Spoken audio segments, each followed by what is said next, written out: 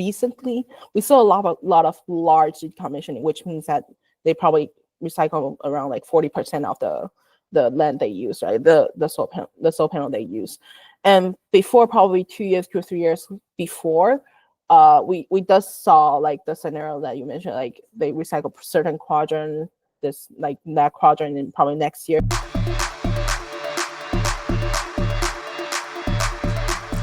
Today I had the opportunity to talk with Vickie Wen, co-founder and chief financial officer of a Techstars company called Reverse Energy Solutions, or RES for short. RES is a mobile solar panel recycling service that operates on the principles of circular economy. They provide mobile dismantling of solar panels and are able to recover 80% of the material makeup. Prior to joining RES, Vickie worked at UNICEF and McKinsey, as well as various other companies in both the United States and in China. And today, we discuss how RES is recycling solar panels for solar farm owners and partnerships with manufacturers and the overall solar technology landscape. This is Earth ABC featuring Vickie Wen. Well, thanks Vickie for being with me today. So Reverse Energy Solutions, that's a bit of a mouthful. And I don't imagine you say your full venture name every time you refer to it within your team. Is there like a shortened alternative or abbreviation we can use to? Yeah, of course. We always use RES, like RES. Abbreviation, yeah. Okay, so RES. From what I understand, RES is a mobile recycler of solar panels.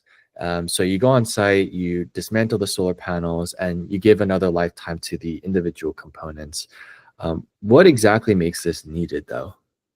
All right, so this have to go back to why we started the business. So we first started as a e-waste recycler, and then after that, because we are a recycler, so we cannot actually decide what kind of waste that is coming into our warehouse. So we sell out solar panels, and for most of the time, we have to cover the logistic costs of the actual recycling services.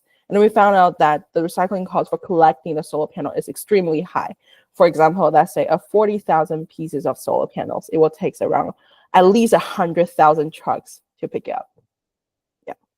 So that is, yeah, for most of the time. That would be an alternative to what your solution is. So the alternative is like loading hundreds of these trucks with like solar panel, and they end up recycling it on their own, right? Yes, correct. Okay. And then, so what exactly does RES do? Yeah, so for our solutions, we send a mobile dismantling factory to solar farm, which means that we send the whole production line to the solar farm, and we dismantle on site. So you can imagine that after dismantling the solar, like the actual byproducts becomes like smaller in size, and then we can load it up into a normal trucks and then carry it back to whatever like smelter or like a downstream to further processing. Gotcha. And so when these people go on site and they're recycling this solar panel, they're also deconstructing it to get like the individual components. So like what percentage of materials are you recovering, and what are some of the materials that you're able to recover? I would say for around 80% of the material that we are able to recover.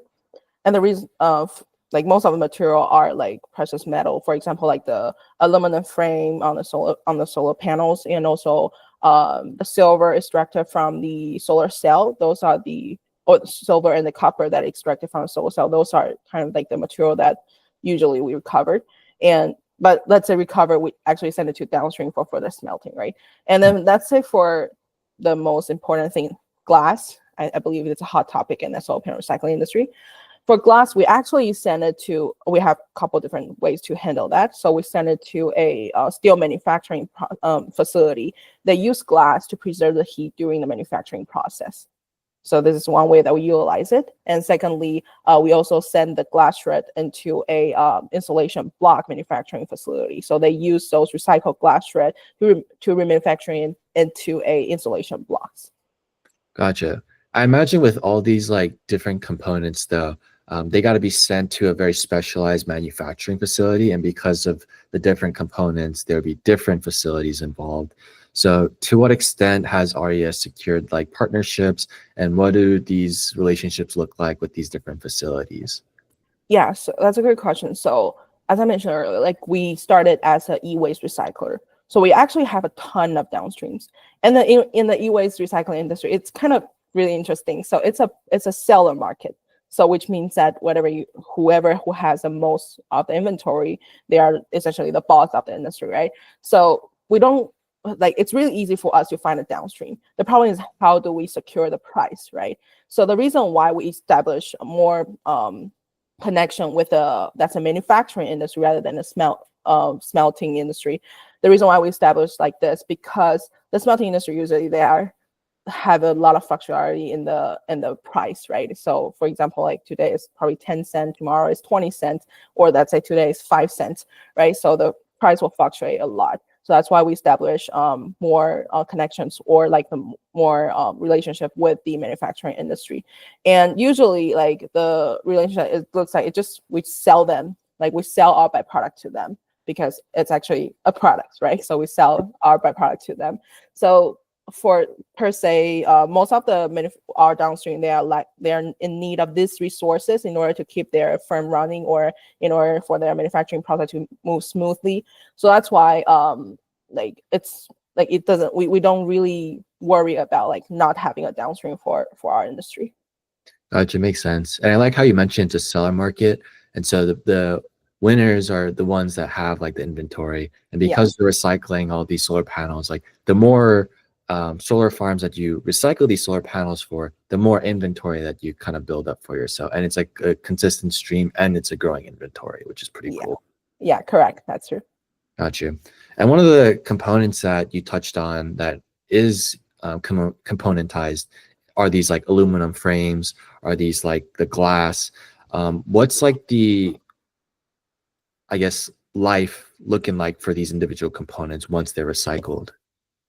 Okay, so once we recycle, so from our end, we dismantle them, and then we send it to smelter, or like the manufacturing facility, right? So for glass shred, it's a patented technology that the manufacturing facility has. So we don't actually know what the exact process they go through, but the only thing they have to check with us is the purity of the glass shred. So we maintain, so on our end, we maintain the purity of the glass shred, which means the purity of the actual byproduct doesn't mix with the solar cell, doesn't mix with the other material that is extracted from the dismantling process. It just glass shred. So we send it to the manufacturing process. That is a thing. That is our job. And then for other parts, like for aluminum, it's pretty straightforward. We send it directly to smelter. So they smelt it and then into probably a steel aluminum block, and then just resell it on the market just as it is. I see. Okay. Yeah. I'll throw a scenario at you. Let's Yeah. say the bird in your video frame ends up flying. It gets a cramp in its wing, and it flies down, and it damages one of the solar panels in one of your clients' farms. How would RES handle like panels that are damaged during operation, or maybe like extreme weather events like hail, maybe like a sandstorm, things like that? Yeah. So essentially, when we got the request, we will check the exact spec of the actual solar panel to make sure that it is a spec that we can handle. Obviously, like the solar panel industry is still growing right now, the technology is still advancing. So we want to make sure that the actual spec does fit with our process, right? So we make sure the spec. After we make sure the spec, and then we will arrange a team around like 3 to 4 people, and then send it to the solar farm. And then when we send it to a solar farm, we have around one or two people driving the solar mobile dismantling factory to the solar farm, and then we start dismantling. First, they're taking down from the rack, and then they put it onto let's say a pallet, right, on the ground. And then our mobile dismantling factory will do the work right now. So the robotic arm will pick up the solar panel from the pallet, and then go send it into the loading zone, calibrating the positions, and remove the aluminum frame first. And then next step is we will use a gear hub like structure to scrape out the glass shred on the glass on the solar cell, and then the remaining solar cell will exit through the exit zone. Yeah. Gotcha. I'd love to hear more about the team that's involved in dismantling these solar panels, and then the exact like tools and machinery that's involved. If you could elaborate more on those. Yeah, no problem. So right now, so for us, because we're still in the early stage, most of the project that we got are already dismantled from the rack. So essentially, the only machinery that we will use, or like tools that we will use, is probably like just our majority is our like mobile dismantling factory, right? So for the entire mechanism we use is a physical destruction. So it does not involve any chemical destructions, or it does not have any air polluting like related processes. So it's pretty straightforward for us. And do you own all the machinery and tools?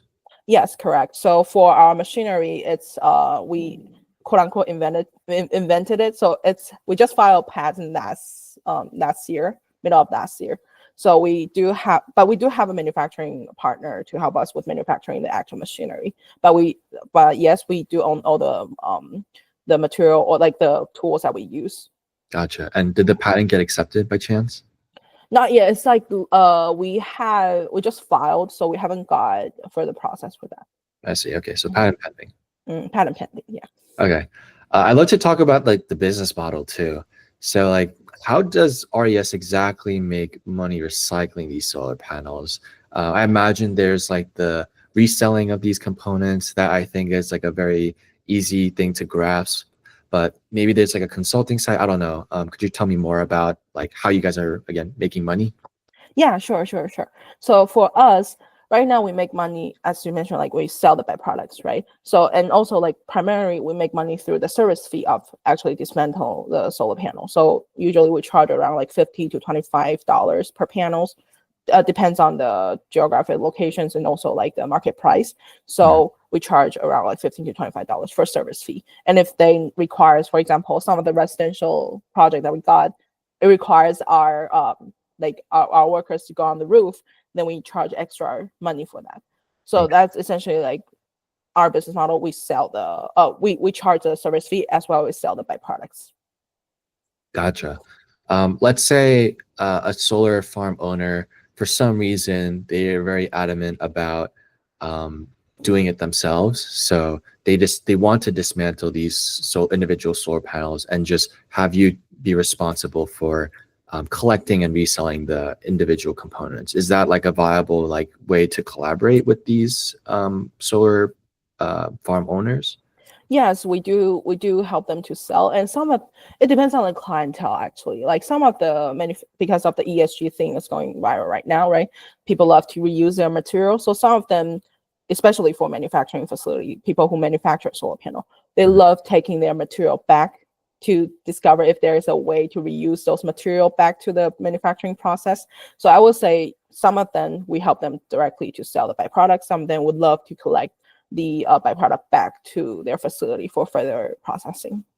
Gotcha. And you mentioned you guys are in different geographies.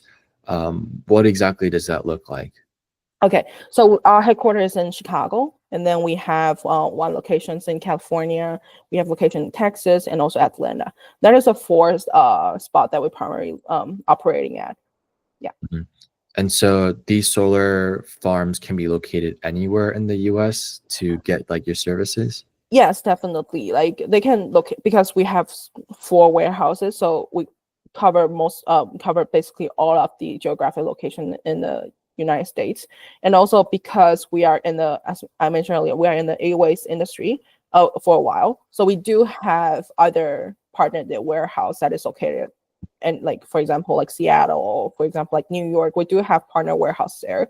It just like, we just have to make sure that the exact operating location from the clients. That's the only thing that we have to make sure, and then see which warehouse is more viable for the project. Okay. And across like all of these locations these solar farm owners are at, how frequently are they needing to recycle their solar panels? Oh, that's a great question. So for most of us, so I'll have to like answer this question by first telling like what our data is in terms of what kind of solar panel is coming into our warehouse. So most of the solar panel that coming into our warehouse on average, like it only lasts around 8 years on the market. So we can see the manufacturing year, and it only lasts around 8 years. And that's the estimated lifetime that we estimate that the solar panel needed to be recycled, right? But however, like it depends on clients. So to answer your question, it depends on clients. Some of the clients, they don't have any warehouse to store the broken panels, so they'll have to pick up probably every once in a while. Like once in a while, I mean like maybe once a month. and probably only 30 pieces of solar panel need to be recycled. That's it on the bigger size recycling project. Let's say a solar farm decommissioning project. Mhm. It usually takes around at least 5 years for them to decommission. Yeah. Gotcha. And what are the most common objections that these solar farm owners have against like your solution versus like existing providers for recycling their solar panels? Could you repeat the first part of the question? You kind Yeah. of cut down a little bit. Like what are some of the most common like objections that you received from these solar farm owners for hiring you guys versus like existing recyclers? Yeah, that's a great question too. So essentially, like this is a really I would say the recycling industry has always been a really price sensitive industry. So so they only care about two things essentially, the price and also the compliance part, right? So for prices, so for our service price, for some of the location, maybe they are in a more remote setting, they probably can get a lower price because they have probably smaller recycler there, right? So they can get a lower price. And that's probably the biggest objection that we will get, and the most like the more straightforward no to us. And secondly, the compliance part. So for compliance, because we have partnered in warehouse, so usually sometimes they will say, hey, this compliance name does not fit with yours, and then so on and so forth. But in the end of the day, we just want to provide the best services and also the best price for our clients. So that's why we have partnered in warehouse. But for most of the time, as long as we explain it, and then as long as we provide all the documentation they need, and then sometimes they may, like some of the solar farm owner, if they are more picky, they will request like even we record down the exact serial number of the solar panel that we dismantle. So if we provide that kind of service, they'll definitely love it for compliant purposes, and we provide all the compliance certification to them so they can have a hassle-free service process. So to answer your question, mostly price and also compliance. Yeah. Interesting. Yeah, I think compliance is a huge one, and the fact that you guys are really detail oriented in the process of destructing these solar panels to the point where you guys are noting the serial number. I think a lot of these solar farm owners appreciate that level of detail. Yeah. So I imagine like you guys have grown quite a bit, and you guys have hit some nice revenue number. What does that currently look like, and what's like your growth rate? Yeah. So actually, so for RES, we founded around like 2022. And then right now, last year, we generate over $4 million of annual revenue. So although we say we founded in 2022, actually, we started really focusing on RES around the middle of 2023. So It's a fast turnaround time. Yeah, that's a fast turnaround time. This all have to thanks to our founding team, because like my other co-founder, he is well experienced in the e-waste industry, has a lot of client connections, and also for other team members, especially of our CMO, like he's really pushing hard and getting more clients in different geographic locations. So I would say those two are definitely helping with the growth of RES. And right now for this year, we're looking also around $4 million to $5 million this range. And the reason why we grow slower this year is because that we plan to expand more geographic locations. So we will, because we don't want to hire a lot more teammates coming into our team yet. So that's why it might kind of even out a little bit, right? Mm-hmm. Gotcha. Okay. Well, I'm glad you have a lot of confidence and pride in the founding team. I think that's super important, and it's a good signal for a team that's poised for kind of growing and really hitting the market where there's a lot of need, basically. Yeah. And while we were chatting last time, you mentioned that the technology of solar panels will continue to grow for another 5-10 years.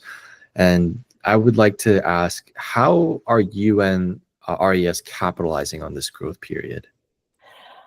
Oh, that's a great question. So even I will be honest with you, like we are still figuring out this too, because the reason why I would say like we're still figuring out the best solution to adapt the market like such a fast, rapid change is because like usually on recycler perspective, we will move a little bit slower than the front end of the whole supply chain, right? For example, you see, let's say use iPhone as an example. Let's say you see iPhone, the 14 just came out, probably will receive it at like probably 2 to 3 years. Let's say in a large quantity, we'll receive it in 2 to 3 years. So that's like the industry difference, right? So for us, it's pretty fortunate that we still have a little bit time to figure this out. But in terms of how do we capitalize it, it's because we usually say, oh, because we do have different warehouses, we do have experience in the e-waste industry, so that's why we can dismantle any kind of solar panels. We can handle any kind of solar panels. But in the realistic perspective, there are as I mentioned, like the business model, we sell byproducts and then we charge service fee. For the market that like the market growing or like the market changing, innovating every day, it does not affect the service fee that much, but it does affect the byproduct value.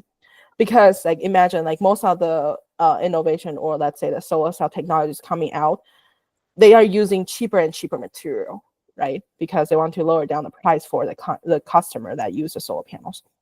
And as well, this will impact our byproduct value too. If they use cheaper material, then we sell cheaper byproducts. So it does affect a little bit of our margin, but it's not yet significantly impact us right now. But we will anticipate the change or the impact probably in the next 5 years. Gotcha. I love how when the price of solar panels decreases, your price of raw materials decrease. It's like a win-win scenario for everyone. Because that also affects the buyers. They get everything at a low cost. So that's freaking awesome. That's like one of the greatest things about circular economy, you know? Yeah. In terms of these like solar farm owners, like they have solar panels like in like a wide area. And so I imagine like for some or many of them, they might kind of have like a rotation where one quadrant, they have solar panels from like 2015, one quadrant where they have solar panels from 2017, and so on and so forth. Have you guys seen that be the case? And do you guys recycle like parts of a solar farm rather than the whole? Like, what does that look like? Yeah. So for most of the case that is happening recently, we saw a lot of large decommissioning, which means that they probably recycle around like 40% of the land they use, right? The solar panel they use. And before, probably 2 years, 2 or 3 years before, we just saw like the scenario that you mentioned, like they recycle certain quadrant, that quadrant in probably next year. And the reason why is because I think like in our perspective, because less and less people saw solar farm as an investment opportunity. And in the probably 5 years before, 3 years before, people use that as an investment opportunity, right? So right now, 3 years later, a lot of capital is sneaking out from the solar panel investment opportunity. So that's why a lot of large project that is just decided to close down, lack of funding or anything, like they just wanted to decommission it. And also another thing, the reason why we also analyzed that, the reason why we got so many large projects recently is because the technology is advancing right now, right? So it comes to a point that people would love to exchange all of their solar panel to a newer technology, right? So it just happens like a lot of reason that why clients act differently. Gotcha. So it's kind of like if you're deep in the Apple ecosystem and after 3 years, like you want to change your iPhone, you want to change your Mac, you want to change your Apple Watch, things like that. Yeah, it's kind of like that. And also we can anticipate that change because mainly because of technology advancement, right? The efficiency boost is a lot different. Like there's a huge efficiency boost compared to the previous model or the previous technology. So that's why people are taking it down to get higher return on investment too. Okay. And I focused a lot about like the solar farm owners. Are there any other like customer profiles that I missed? Yeah, sure. So as I mentioned, like the solar panel manufacturer is also part of we do get a couple contract from the solar panel manufacturer, and then we do have project with the residential and or like generally speaking that the public agency, for example, like schools, probably public buildings, they control their own solar panels, right? They control the recycling cycle of their solar panels. So those does come into our warehouse or do become our clients. Gotcha. Interesting. Okay. And I'd love to leave off with like one more question. What's like an unexpected learning or realization you had when building in the circular economy space? I will say it's the unexpected realization. That's a great question. For me, it's like, okay, so for me, when I stepping into the circular economy industry, or like ESG industry or related industry, I found out that there are a ton of aspects that we can focus on.